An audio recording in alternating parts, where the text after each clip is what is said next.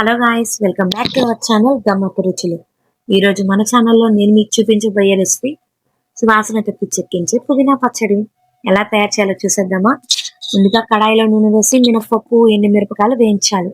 అవి brown colour అయిపోయాక మా పని అయిపోయింది అన్నట్టు పక్కకి వెళ్ళిపోతాయి.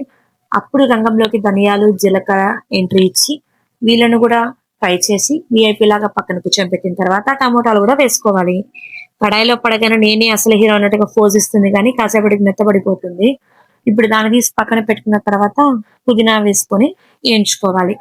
పుదీనాకులు ఎక్కువ వేగిపోయాయి అనుకోండి బాగోదు, తక్కువగా వేగాయి అనుకోండి పచ్చగడ్డిలాగా ఉంటుంది. మరి చూసుకొని మీడియంగా వేయించుకోండి. అవి వేగిపోయిన తర్వాత పక్కన పెట్టేసి మళ్ళీ కొంచెం నూనె వేసి కొబ్బరి ముక్కలు వేయించుకోవాలి.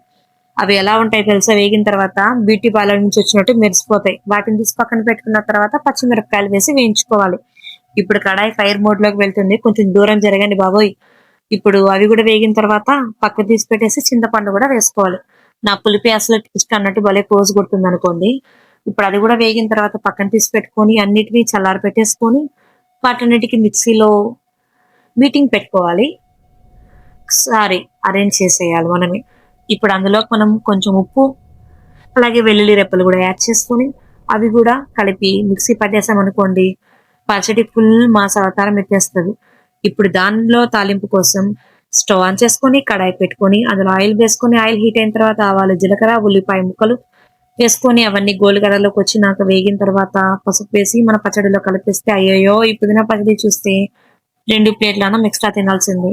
మరి ఎందుకు ఆలస్యం, మీరు కూడా ట్రై చేసి ఎలా వచ్చిందో కామెంట్ చేయండి. ఫస్ట్ టైం మన ఛానల్ చూస్తున్నట్లయితే సబ్స్క్రైబ్ చేయండి. అదే వెళ్ళే ముందు చిన్న లైక్ ఇచ్చి వెళ్ళొచ్చు కదా. Thanks for watching.